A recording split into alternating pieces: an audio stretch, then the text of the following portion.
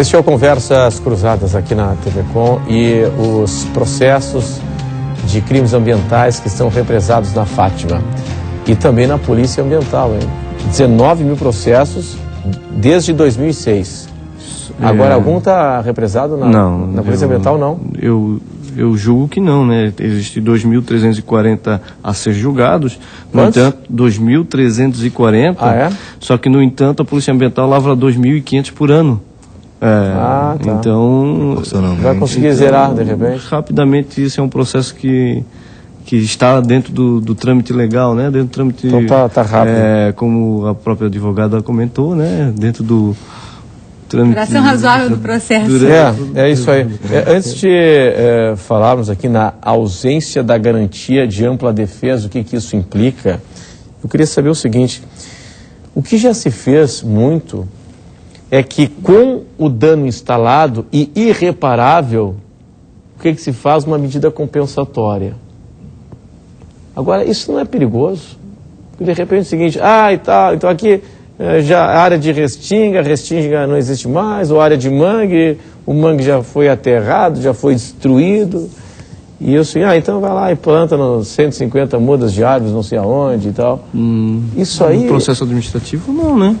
Como é que é a história do medida compensatória? Não é regra do jogo. O que a legislação diz? Quando ocorre um dano ambiental, a primeira providência é cessar o dano, ou seja, é conter o dano.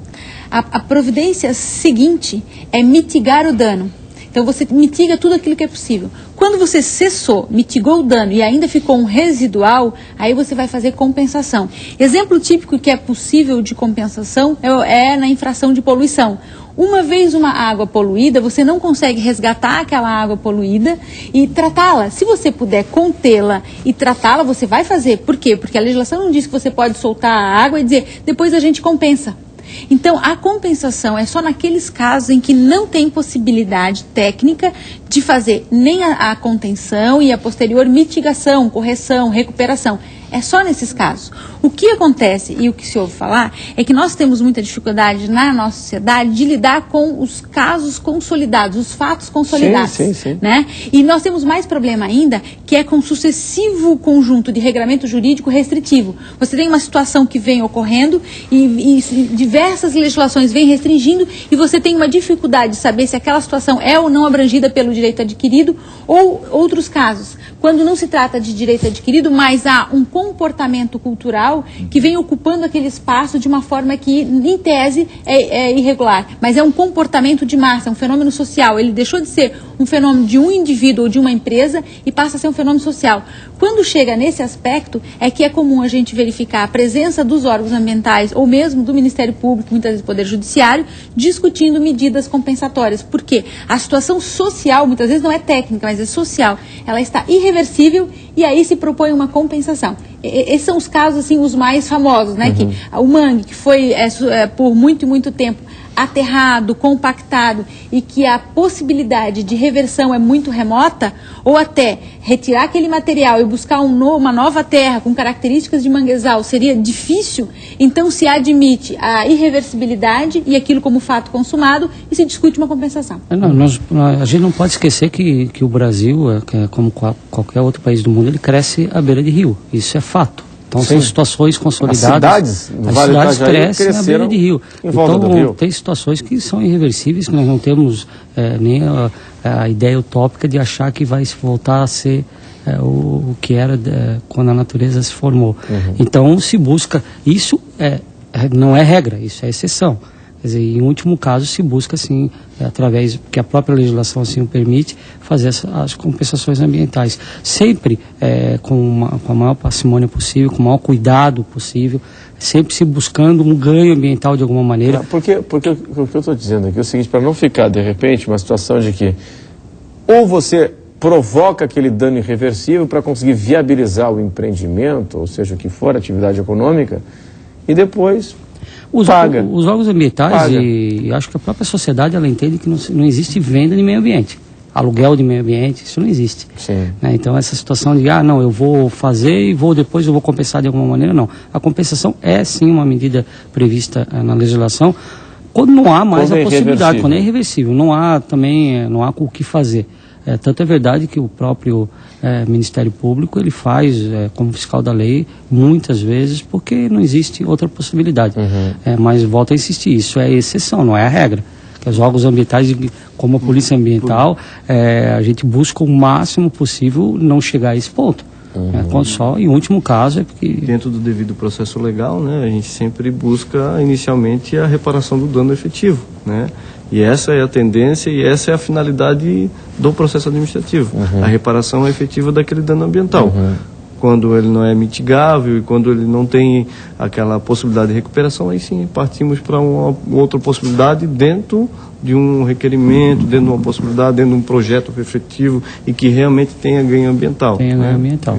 Até porque independente do administrativo, dependendo do fato, ainda tem as outras esferas que vão correr em paralelo mesmo, que tem muita... eu já ganhei no criminal, junto à defesa no administrativo, achando que vai resolver, infelizmente. E nem sempre resolvido o problema criminal, o órgão ambiental vai aceitar uma compensação. Isso aí a gente só realmente analisa a questão de ganho ambiental. Não há mais o que fazer, é irreversível, como a doutora Rod colocou a situação. Aí tem que se buscar uma alternativa e a pessoa de alguma maneira tem que indenizar o meio ambiente, né?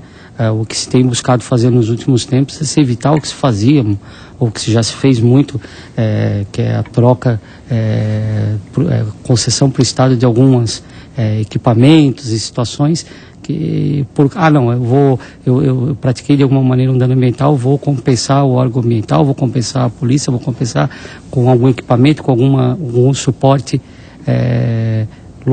necessário, e se fazia muito isso. Isso nos últimos anos tem se evitado ao máximo, quase que não se faz, não se busca mais essa alternativa, e o que se busca hoje mesmo realmente é a questão de compensação do meio ambiente, alternativas que façam com que o meio ambiente de alguma maneira saia fortalecido, já que não há a possibilidade de voltar a ser o que era naquele local, naquele espaço. Agora, pessoal, eu queria avançar aqui numa questão que é o licenciamento ambiental, que é outra encrenca também, né? Qual é o tempo de um processo quando ele começa até vir o licenciamento? Está demorando muito? Como é que está a média?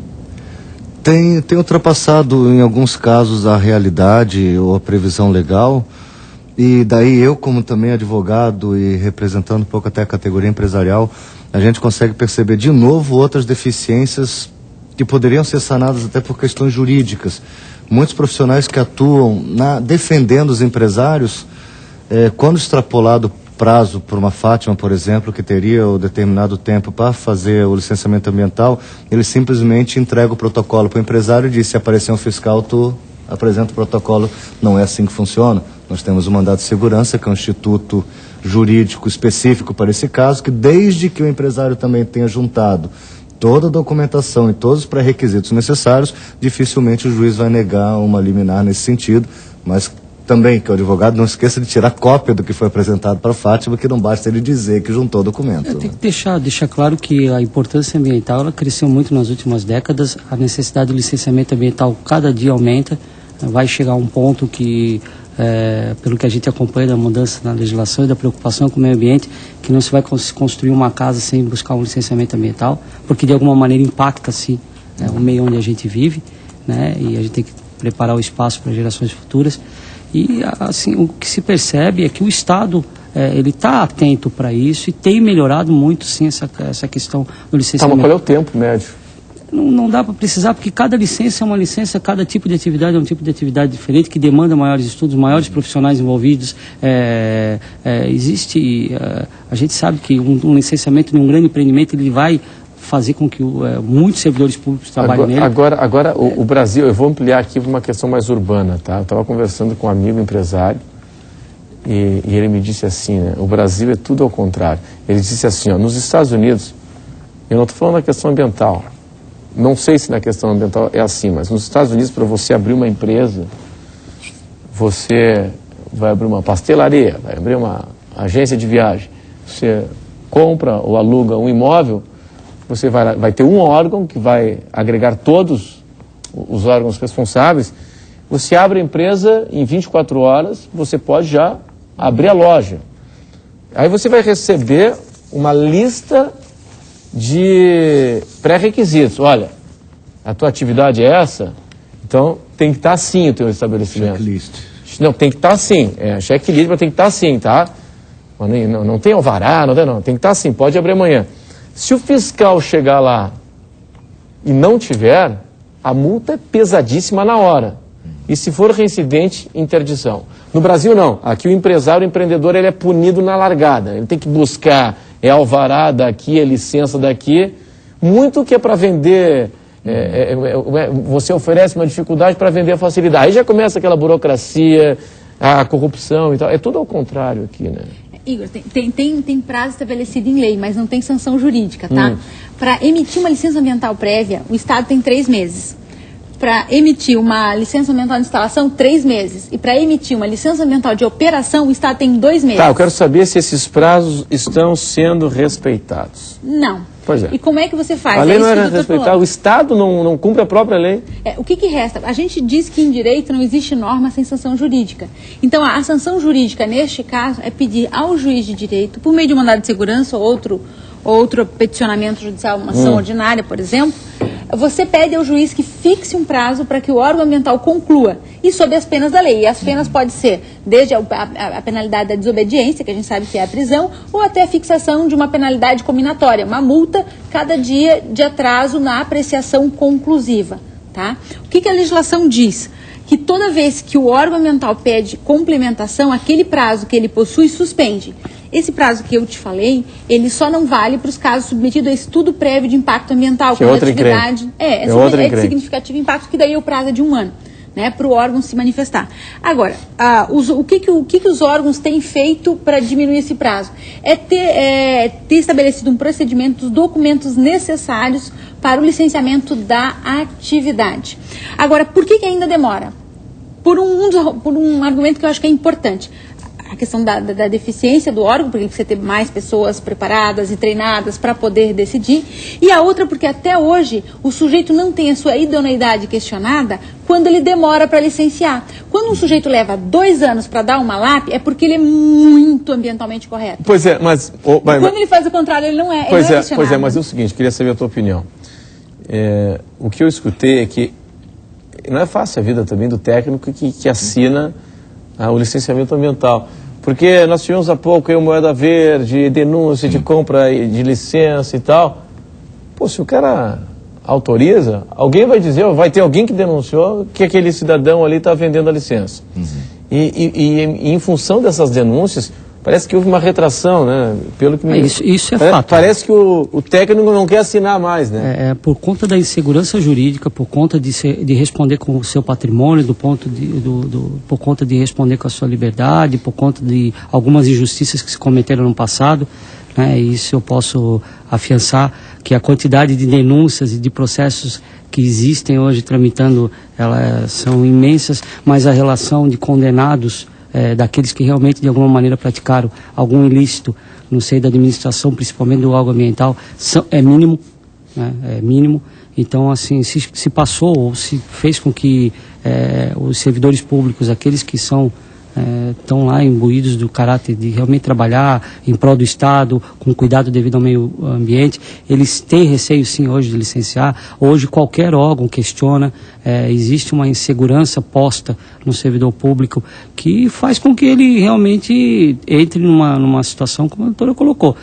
Mais vale ter toda a segurança jurídica, isso demora, claro, porque ele vai ter que se preparar, vai ter que analisar todo o licenciamento, exigir tudo aquilo que pode exigir, inclusive em alguns casos até mais do que aquilo deveria exigir, para poder ter a sua segurança, porque fatalmente, logo, se não assim o fizer, ele vai ser questionado, vai responder com o seu patrimônio, a sua moral vai ficar abalada, o seu convívio familiar vai ficar abalado, e é o que a gente tem verificado nos últimos anos.